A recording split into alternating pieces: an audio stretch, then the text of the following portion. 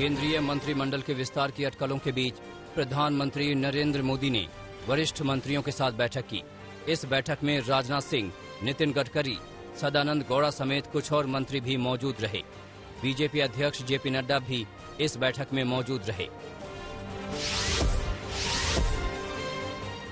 राजस्थान कांग्रेस में जारी संकट और गहरा सकता है। बीएसपी से कांग्रेस में आए 6 विधायकों ने भी सरकार के खिलाफ मोर्चा खोल दिया है।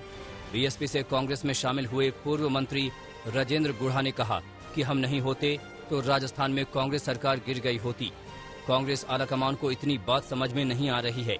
बीएसपी से आए विधायक रामलखन मीणा और संदीप यादव ने कहा कि हमने कांग्रेस सरकार का समर्थन किया, लेकिन बदले में हमें कुछ भी नहीं मिला। विधायकों ने जल्द मंत्रिमंडल में विस्तार और नियुक्तियां करने की मांग की है। गहलोत मंत्रिमंडल में कुछ नए चेहरों को मौका देकर मौजूदा संकट दूर करने की चर्चा है। हालांकि सीएम अशोक गहलोत के ऑफिस से जारी किए गए बयान के बाद मंत्रिमंडल विस्तार की संभावनाएं कम ही लगती हैं। बयान में कहा गया है कि कोरोना के बाद से हो रही दिक्कतों के चलते मुख्यमंत्री अशोक गहलोत 1.5-2 महीने तक किसी सार्वजनिक कार्यक्रम में शामिल नहीं होंगे। किसी कार्यक्रम में सीएम सिर्फ वीडियो कॉन्फ्रेंसिंग के जरिए ही जुड़ेंगे। इस बात की भी चर्चा थी कि सचिन पायलट के कुछ समर्थक विधायकों को मंत्रिमंडल में जगह दी जा सकती है। राजस्थान में जारी सियासी सरगर्मी के बीच सचिन पायलट बीते 4 दिनों से दिल्ली में हैं, लेकिन अब तक सुलह के किसी फॉर्मूले पर बात नहीं बन सकी है। पायलट साहब स्वयं कह चुके हैं कि 10 महीने हो गए हैं और 10 महीने बहुत ज्यादा समय हो गया।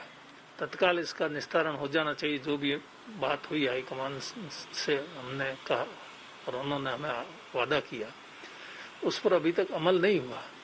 तो उस पर अमल नहीं हुआ तो उससे असंतोष होना वाजिब ही है। और जहाँ तक कामकाज की, विकास की, जनता की समस्याओं की बात, उस पर भी पूरी तरह से गौर नहीं। पश्चिम बंगाल में पार्टी नेताओं की टीएमसी में वापसी रोकने के लिए बीजेपी एक्शन मोड में आ गई है।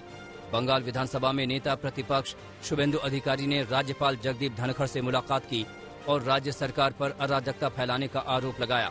शुभेंदु अधिकारी ने राज्यपाल से दल बदल कानून को सख्ती से लागू करने की मांग की। बीते दिनों मुकुल रॉय और उनके बेटे शुभ्रांशु टीएमसी में वापस लौट आए थे।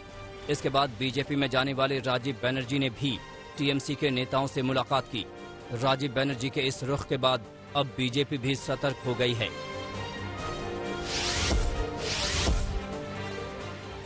एलजेपी में बगावत करने वाले 5 सांसदों ने पशुपति कुमार पारस को संसदीय दल का अध्यक्ष चुन लिया है।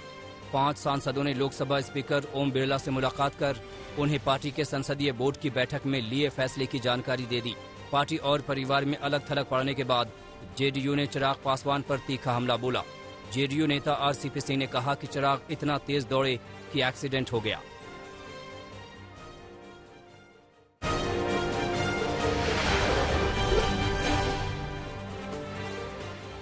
One nation one ration card योजना को लेकर केंद्र सरकार ने सुप्रीम कोर्ट में अपना जवाब दाखिल किया है।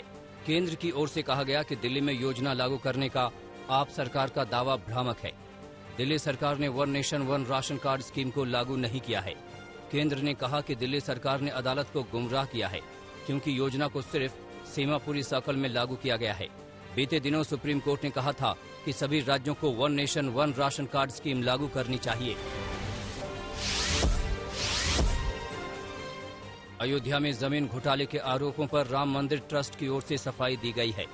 ट्रस्ट की ओर से बताया गया कि जमीन का अग्रीमेंट 10 साल पहले किया गया था और इस जमीन को सरकारी रेट से कम पर खरीदा गया है।